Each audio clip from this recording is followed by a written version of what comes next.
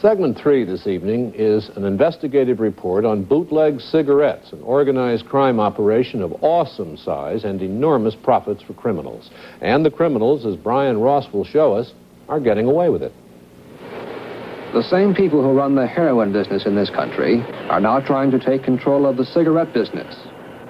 The mafia doesn't yet make cigarettes, but it sells cigarettes, hundreds of millions of packs each year, and at prices lower than those of legitimate dealers. In the states where tobacco is grown, North Carolina, Virginia, Kentucky, cigarette taxes are low. A carton of cigarettes costs about $3. Travelers from states where cigarette taxes are high save a couple of dollars on each carton by buying here. The mob does the same thing, except it buys millions of cartons at wholesale, smuggles them into other states, pays no taxes there, and makes a big profit. Police say this is one of the places where the mob buys its cigarettes, a building on a side road in a small North Carolina town. These pictures were made by NBC News at dawn with a concealed camera. Investigators say drivers who work for organized crime families in New York load cars, vans, and small trucks here with thousands of cartons for the trip north.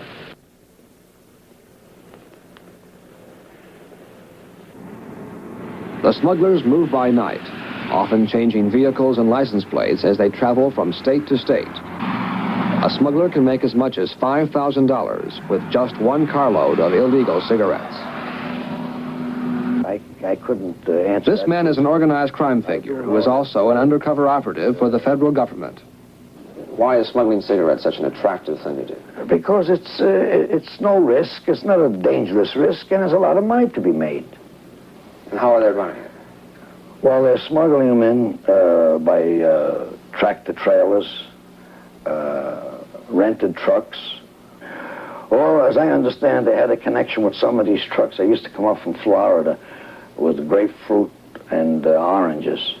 So instead of load them up, they'd leave an ample space there and fill the front up with cigarettes, and the rest is covered up with fruit. In New York City, where there's a tax of 23 cents on a pack of cigarettes, the untaxed cigarettes smuggled in by the mob sell for much less than those distributed by legitimate dealers. Half of all cigarettes sold here are smuggled. And it's almost impossible for the customer to know if he's buying legal cigarettes. The mob counterfeits its own tax stamps. New York State tax agent seized this counterfeit tax stamp machine in a raid on an organized crime operation. Agents say these counterfeit stamps were so good that with this one machine, the mob was able to cheat the state out of $6 million in taxes. Cigarette smuggling is costing the state of New York an estimated $100 million a year in lost taxes. In Texas, the estimate is $43 million. In Florida, $35 million. In all, 34 states report annual tax losses from cigarette smuggling totaling more than $350 million. Most of it profit for organized crime. What's up? Blackboard LTD. And law enforcement has done little to control the smuggling. One team of state tax agents in Pennsylvania spent 2 days following suspected smugglers. You know, you're in violation of the Cigarette Tax Act. We're going to cite you for summary. When they finally made an arrest, this is all they got: 7 cartons of untaxed cigarettes. More than 2 Authorities concede that the large, organized crime smuggling rings are operating with little chance of being caught. And now there are fears that the mob may one day control the entire cigarette industry. Brown and Williamson Tobacco Chairman Joe Edens. I can see them coming to me or to some of my competitors and saying, if you don't conform to whatever their wishes might be, you're just not going to find brand X in a given major market. And I fear that criminal elements could take over this industry. Completely? Yes. Who's calling the shots at the top of the operation? The top people, whoever the investors are. It could be most anyone. Such confusion now with families, so you don't know who the boss is today anyway. They're banging them left and right. In the last 18 months, there have been more than a dozen gangland slayings, bodies found in trunks and fields, in disputes over control of the cigarette smuggling racket in the New York area. and a number of legitimate cigarette distributors have been forced out of business, unable or afraid to compete with the mafia. The wholesalers still in business in New York have hired armed guards to protect their employees. All efforts to lower cigarette taxes and end organized crime's easy profits have failed. Almost no one thinks the police can stop the smuggling. And what's happening now in the cigarette industry appears to be a classic case of how organized crime moves in and takes over. Brian Ross, NBC News, New York.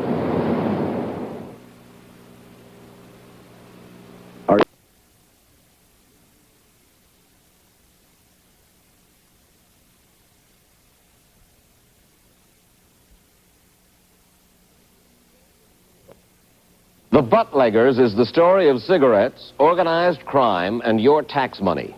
It's safe to say that everyone complains about taxes. Well, one way to squeeze the money out less painfully is through something called sin taxes on gambling, horse racing, liquor, and cigarettes. But the Buttleggers steal your tax money. We begin in the smoke shop in the CBS building in New York. This pack of cigarettes costs 77 cents. 23 cents of that amount is a special New York cigarette tax. 15 cents of it goes to New York State. 8 cents goes to help bail out New York City. New York, state and city, are supposed to net about $500 million a year from cigarette taxes, but they are losing at least $100 million a year of that amount. Why? Here's why. North Carolina. Why are cigarettes so cheap down here? The manufacturers don't charge less. They're cheaper because North Carolina puts a tax of only 2 cents on each pack.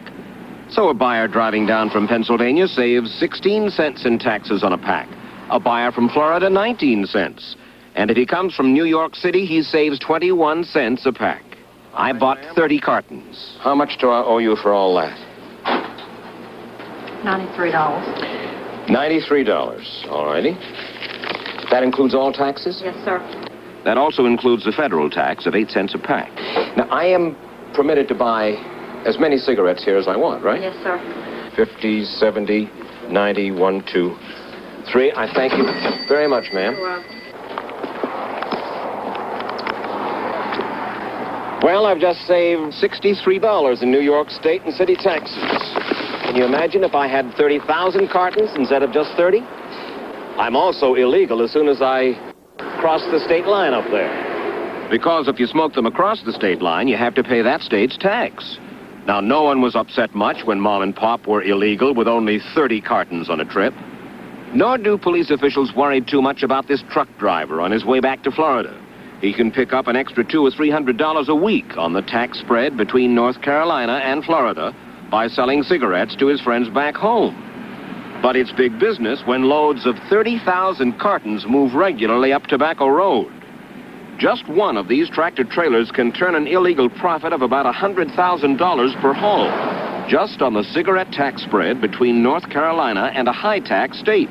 And the mob knows it. Organized crime has found big money in bootleg cigarettes. According to the last estimate, they have a net profit at the present time of about $800 million a year. $800 million a year from cigarettes? That's right. And now it's listed as the 5th largest thing that organized crime handles. That's a pretty sad commentary. As a matter of fact, half the cigarettes in New York City are sold by the mob. That's unbelievable. William O'Flaherty heads the Tobacco Industry's Tax Council, and he's worried that organized crime might eventually be able to dictate to the cigarette manufacturers what brands to produce, because by that time the mob would control all distribution. As things stand now, there is little risk to the mob in expanding their cigarette operations. There is virtually no risk. Why is the risk so low? Well, first of all, you got to catch them.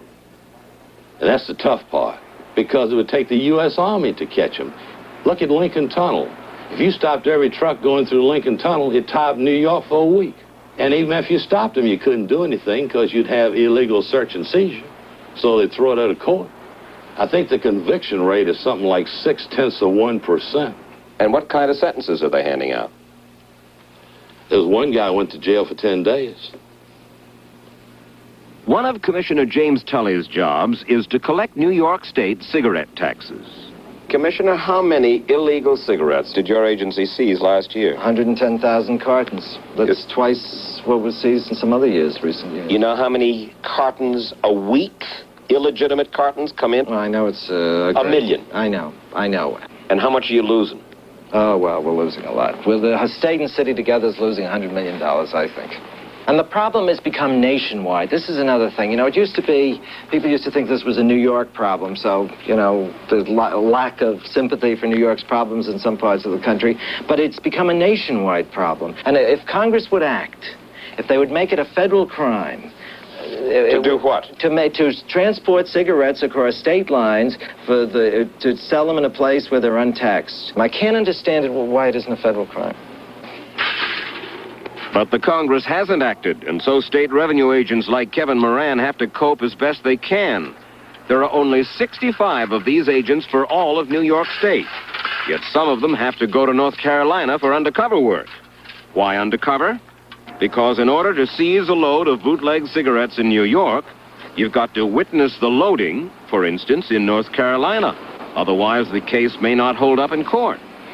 These New York investigators have gotten a tip that a mob-run truck is going to make a buy at this store in a small North Carolina town. But they don't know when, so they wait in this van, and they watch, and they wait some more. Nothing doing yet, huh? No, not a thing. I see that mic that's quiet here. It's been a long wait. Well, you could be here 16 hours, 20 hours, 24 hours, and the guy don't show. These agents in the van know it's perfectly legal for the folks inside the supermarket to sell huge batches of cigarettes. And these agents are also aware that the store owners probably know all about the bootleg business, and that they have no interest in cooperating with these New York officers. But we're down here in the South now, and another one of our problems is, let's face it, we don't have any authority down here. We're down in Carolina, and I have no authority like I would have in New York. It turned out that while the New York agents were eyeballing the store, the owner was eyeballing the agents. He finally called in the local police, who arrested the New York state agents and told them to get out of town. Some of the agents claim the local police take care of the local merchants. After all, North Carolinians make a lot of money from these cigarettes. No matter, another carefully planned operation went down the drain, and another shipment of bootleg cigarettes reached New York. How are the cigarettes handled once they hit New York? Not everything is run by the organized crime families. There's some of the pile left for a few smaller racketeers. The man with his back to the camera here, Mr. T, that's not his real name, is one of those operators. He's been arrested many times by Pat Vecchio's revenue agents, but he's still in the racket. He says he buys 6,000 cartons at a time, twice a week, off the trucks from the South. And he gets a big discount into the bargain. Okay, he gets here with his 6,000 pieces, his 6,000 cartons, and?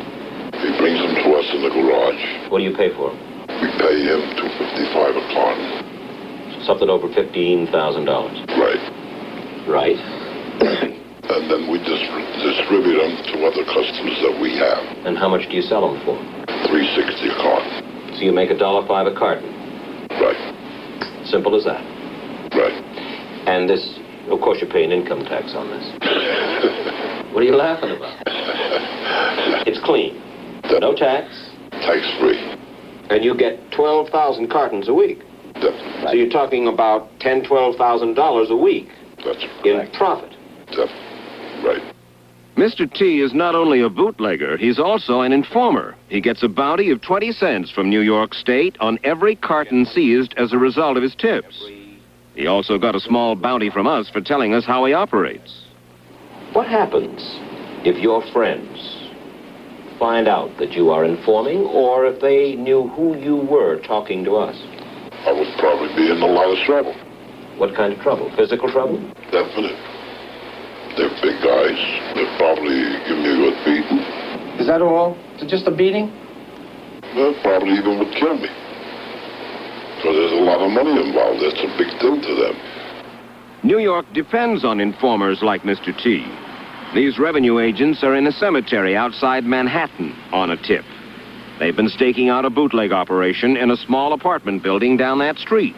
How did you make sure which door the stuff was going in? I rode my bicycle from a block away. Down that street? Down that street. I rode down and fell off my bike, Fell off my your bike, bike? sat on the curb and repaired my front wheel, all the time observing the suspect until he went into the house, and that's how we got the location of the house. The agents didn't move in on the bootleggers right away because they wanted to see what happened to the thousands of cartons that came through here, where they were sold. And so the next few weeks were spent tracing that distribution network. This day, if everything goes according to plan, a shipment from North Carolina will be arriving in a few hours. While we waited for things to happen, the agents talked about the bootleg business and how violent it has become. 12 different bootleggers have been killed. By whom? There's the kind of murders that are never solved. Well, what would be the motive for murdering a bootlegger? Who'd do it? Organized crime. We'll move in a hitman to do it. This is like the old bootlegging days of in Prohibition. And a guy will move in on another guy's territory, and they'll let him go just so far, and the next thing you know, you find him in front of a hospital or someplace or two in the back of the head. Morning became afternoon, and still we waited. It's now 3:35 in the afternoon. We've been here for about 6 hours. Looks like nothing's going to happen.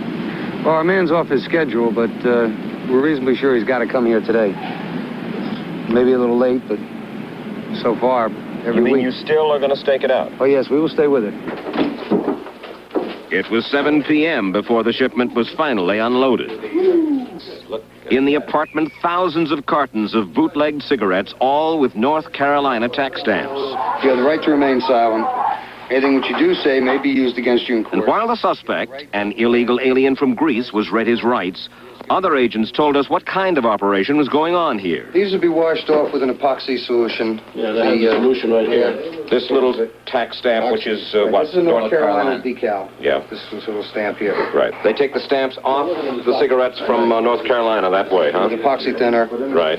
And then with that device that my partner has, and this ink here, they restamp the cartons of cigarettes. In other words, you can stamp a whole carton with just this one stamp. A whole carton with one just stamp. Go like... That's correct. Just like that. In fact, here he's got the boxes open, prepared to stamp the cartons. So you just put a little ink on this? Put it on, press it down, just like that. It turned out that Ari here was just a minor cog in the bootleg scheme, and he was scared. Are you afraid if you talk you're going to be killed? Who knows? What is that, 7? An hour later, we went with the agents as they raided one of the retail drops that sell the cigarettes. In this store, the fake New York stamps permitted the owner, a Mr. Vlachos, to sell the cigarettes at full retail price. Ever hear of cigarettes in North Carolina, Mr. Vlachos? No, I don't know about it. Okay. Mr. Vlachos, can you come here just a second? Behind the counter here, we found this card, Sharpsburg, North Carolina. What do you know about this? I don't know about this. What it was a business card from a big North Carolina cigarette dealer.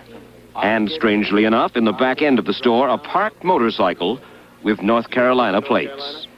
The agents discovered that Vlachos himself held the lease on the apartment where the counterfeit tax stamps were printed on the cartons. Who's the fellow who was working with the cigarettes in your apartment out in 55th Street? The fellow who was stamping the cigarettes. I have no idea about this. Really? Yeah. The evening ended with Vlachos and his accomplices in custody, and the counterfeiting ring that was defrauding New York State of hundreds of thousands of dollars in taxes was out of business, for a while at least. Now, you go in, you make a bust. You pick up these illegal cigarettes. You convict anybody? Sure. Do you? Sure. What'd they get for your conviction? Slap on the wrist. $200 fine. And they go back in the business. Right back in. The invasion of the cigarette business by the mob is so successful that legitimate operators have been dropping like flies, unable to compete. And for the legitimate people left in the business, there is a great temptation to make some easy money. Is it possible that some legitimate operators are now in cahoots with organized crime or fellas like him or... Is it possible? It's more than likely. This is the instrument of their cooperation. It's machines like these that record how much tax money New York State and New York City are supposed to get from their cigarettes. Every time a carton goes through this Pitney-Bowes cigarette tax stamping machine, $2.30 in tax money is marked up. $1.50 for the state, 80 cents for the city. $2.30, $2.30, $2.30. But the revenue agents are now convinced that some formerly legitimate cigarette dealers are letting the mob tamper with these machines so they won't register the tax take. In return, the wholesalers split the profit with the mob. He currently makes 10 cents a carton in doing his business legally. Right. He now sees an opportunity to split $2.30 and do it ostensibly in a legitimate manner. He's putting a counterfeit cigarette for all practical purposes that looks like a good cigarette. It's greed. So instead of making 10 cents a carton, they're splitting $2.30 a carton. So what's the answer? We need the tax money, but how to get it? There's a solution that's so simple that no one will buy it, but... What's that? Just to increase the federal tax. There's presently a federal tax... 8 cents a pack. Right, on cigarettes. Make that tax 25 cents a pack and distribute the money to the states on the basis of their population or cigarette use or some equitable... You want a federal tax on cigarettes, 25 cents a pack. Right. Collected at the source, so to speak. Right. Manufacturers. Right. That takes care of the problem. Well, sure would. It won't work. Why? Congress won't pass it. Why? They've been talking about it since 1940. And everyone agrees that it's a question basically of states' rights. Well, then what's the solution, Mr. O'Flaherty? Solution is for New York to reduce its tax. 8 cent city tax, 1 cent state tax. Lower the tax, take the profit out, and they move on. They weren't in the business till the profit was there. Why wouldn't they move out? If we cut the taxes, you will make less money per carton. Will that put you out of business? No. Cut the taxes. Remove 80 or 90 cents. What do you have left? $1.40. Do you know where you can get an item that costs $3 and make $1.40 profit on it? I just think it's pretty rotten that we're going to say publicly, now, cigarettes is something that should be taxed. If you're going to tax anything, you ought to tax cigarettes and liquor and things like that. And we're going to say publicly, well, they've won. In this case, the mob beat us.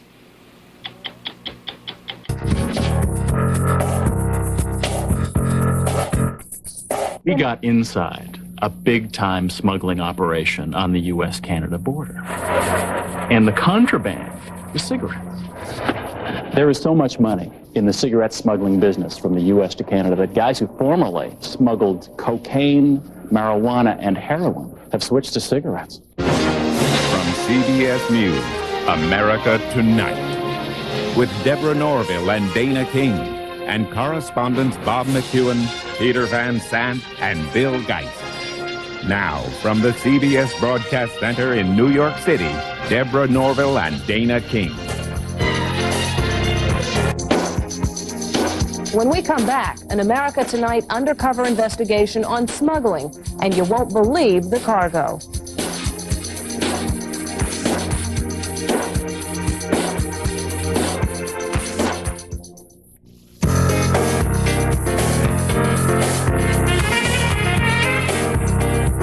If you've been meaning to quit smoking, now may be the time. The Clinton White House is considering hiking cigarette taxes to fund health care reform. But in an America Tonight undercover investigation, Bob McEwen found that when it comes to taxes and cigarettes, sometimes what gets burned is the government. Before you make up your mind about a higher cigarette tax, you should see what happened when another country raised its tobacco taxes. The result was a booming industry that's raked in billions of dollars and created thousands of jobs, though perhaps not exactly the kind you'd want on your resume. Meet Jacques the smuggler. He wears a mask, drives a very fast boat, and carries an automatic pistol in his pocket. We first met him last winter, smuggling contraband cigarettes into Canada from the U.S. He agreed to speak with us on the condition that we change his name and disguise his voice. Everybody's doing it.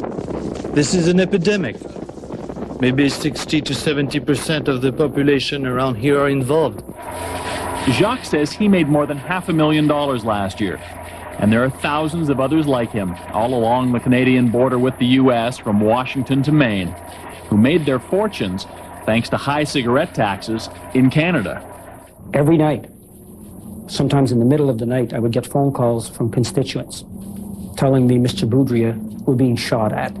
Don Boudria is a member of the Canadian Parliament, whose district includes the St. Lawrence River, otherwise known as Smuggler's Alley. If there is a high level of taxes, and if that level is higher than what consumers are willing to pay, the border of any country would become very, very porous. Could happen to your country. It's happened to ours. Nevertheless, here in Washington, increasing American cigarette taxes has become the politically correct thing to do, to raise money for the new Clinton health care plan and to discourage smoking. And let's face it, if you're an anti-smoker, it sounds reasonable, just as it did here in Canada when the Canadians raised their cigarette taxes. What did they ever? King size is okay. Earlier this year, the price of a pack of Canadian cigarettes peaked at more than $5 American. And of that, more than $3 were tax. That's a lot of money for a pack of cigarettes, twice what a typical pack costs in the U.S. But at least did those high taxes convince Canadians to kick the habit? No. Last year, smoking in Canada actually increased for the first time in a decade. And the government's hopes for more tax revenue? Well, they went up in smoke too. Because what high cigarette taxes in Canada did do was create a billion-dollar smuggling industry all along the Canada-U.S. border. Obvious that boat is transporting tobacco products. Rod Stamler is a former top officer in the Royal Canadian Mounted Police. He's investigated cigarette smuggling on both sides of the border. You see the truck moving as the boat's coming in? Well, that's a drop-off and a pickup point. Stamler found that as Canadian taxes skyrocketed, so did exports of Canadian brand cigarettes to the U.S. Canadian cigarettes which crossed the border tax-free because they were for sale abroad. So did that mean American smokers were abandoning their Winstons and Marlboros for players in Export A? Not quite. What actually happened was this. The vast majority of Canadian cigarettes exported to the U.S. didn't get smoked in the U.S. at all. They were smuggled right back where they started from. In fact, along this one stretch of the St. Lawrence River, where it separates New York State from Canada, the traffic in contraband cigarettes was so great that smugglers were making a profit of $1 million a day. How many are here? How many cases are here? 55? We took a hidden camera to upstate New York, to the single busiest stretch of the border for cigarette smugglers. And is this the load that you'll take tonight, or will there be other ones? No, if I tell you, I have to kill you, right? I can keep a secret. But it's no secret how much money's involved. I mean, for a guy like you, how much money is this load worth? $5,000. You can make $5,000 a week? And that's just the guy who drives the boat. Suppliers with marinas on the American side could net $1 million a month. In all, smugglers here made more per day than the Canadian division of General Motors. 1,000 to 1,500 trips a day. Ron Martell is the mayor of the once sleepy town of Cornwall, Ontario, which had the misfortune to be located right on Smuggler's Alley. Now, you'd think that if there were that many boats on the river, going back and forth as many times as you say, it would be relatively easy pickings for the police on this side to say, that guy, let's stop him. Our police officers, Bob, would be committing suicide. I can't put it any clearer than that. They have AK-47s, we have pea shooters. In many ways, what's happened in Canada with cigarettes is exactly what took place in the U.S. during the bad old days of Prohibition, but in reverse. Here, we've just gone back in time 60 years. Exactly the same scenario, exactly the same problem, except we're substituting cigarettes instead of booze. And just as gangsters such as Chicago's Al Capone controlled bootleg booze during the Roaring '20s, criminal gangs muscled their way into Canadian cigarette smuggling. Cornwall's Civic Center was the target of a machine gun attack, a warning from the smugglers about exactly who controlled the river. I'm not only upset now, I'm angry. You have organized crime that is involved in transshipping of those products onward to as far away as Vancouver and as far away to the east as Newfoundland. And when you're talking about organized crime, you're talking about what we would consider to be the mob, the mafia. That's exactly what I'm referring to with respect. It got so bad that in 1993 the Coast Guard was issuing memos in the afternoon to boaters telling them to get off the river by 5 p.m. But guns and illicit money were only part of the problem. How much are they? Even more troubling was the determination of otherwise law-abiding Canadians to avoid paying an unpopular tax, even if it meant buying smuggled cigarettes. How much? With our hidden camera, we got illegal cigarettes in Toronto at corner stores, bars, restaurants, even delivered with a pizza. Yeah. How much are the cigarettes?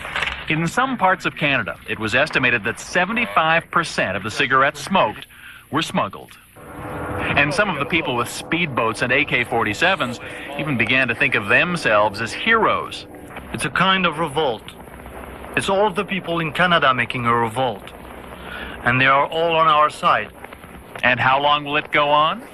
How long is it going to take the government to wake up? If they don't do nothing about the taxes, I don't know when it's going to stop.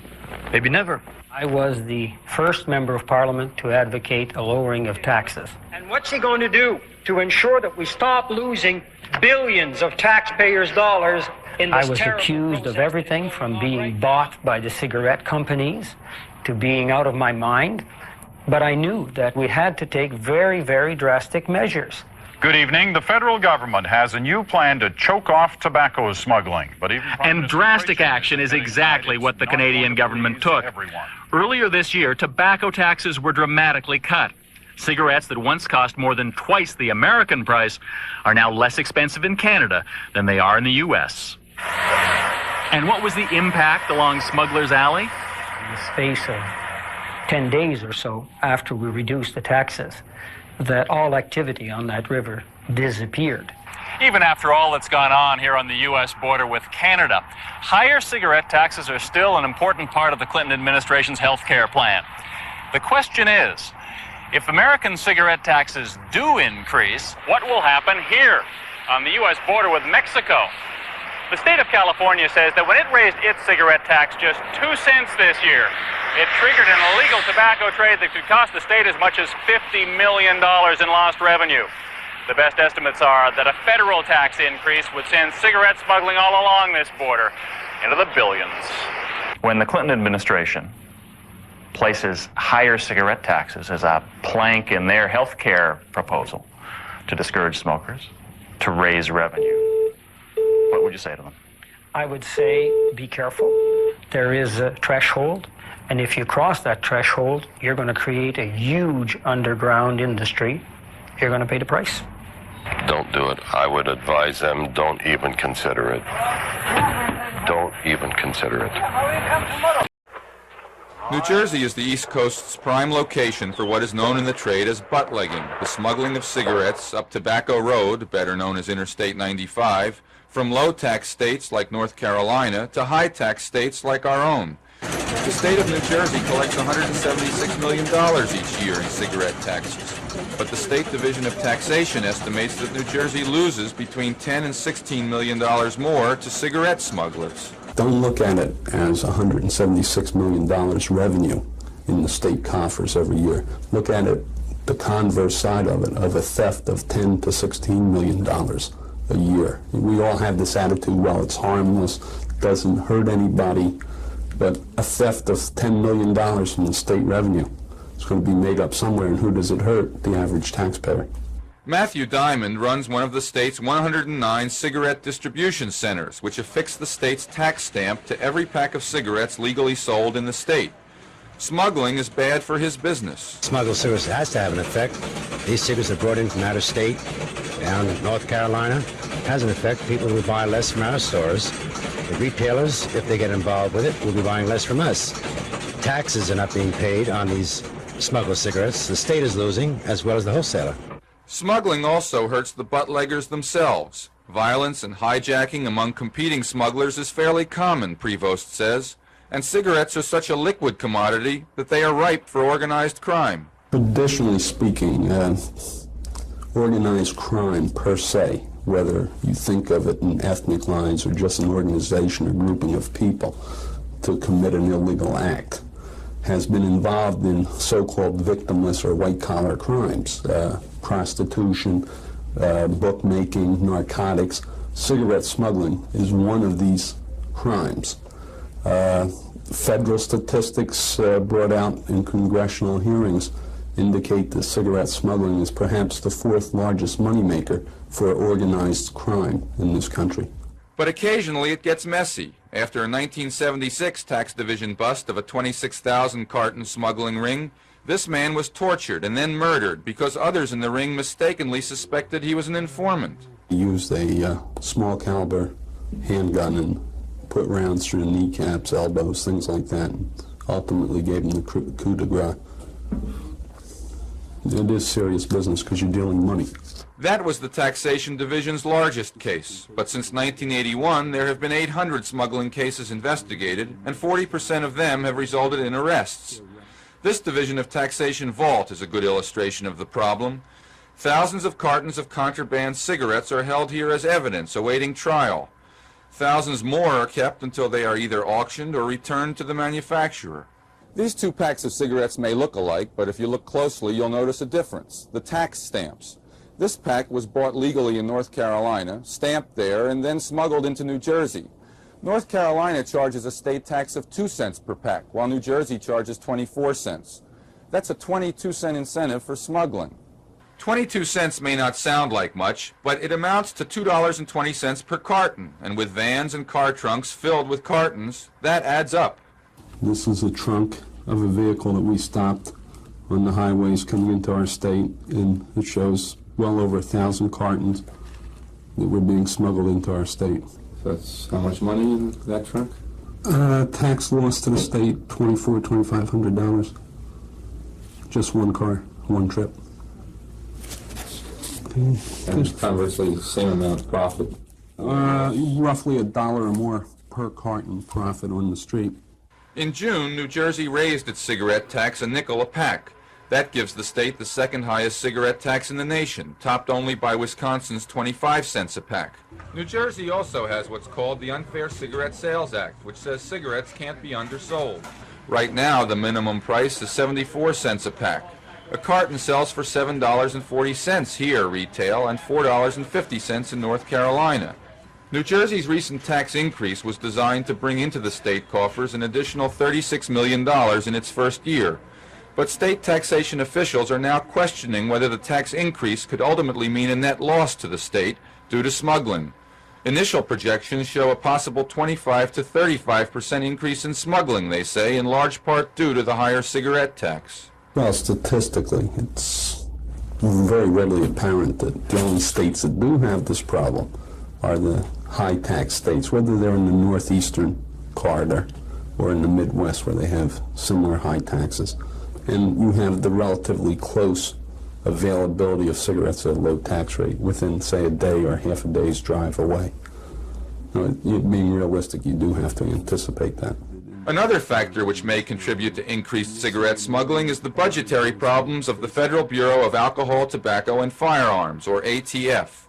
A 1978 law made smuggling more than 300 cartons of cigarettes over state lines a federal offense punishable by 5 years in jail and/or a $100,000 fine.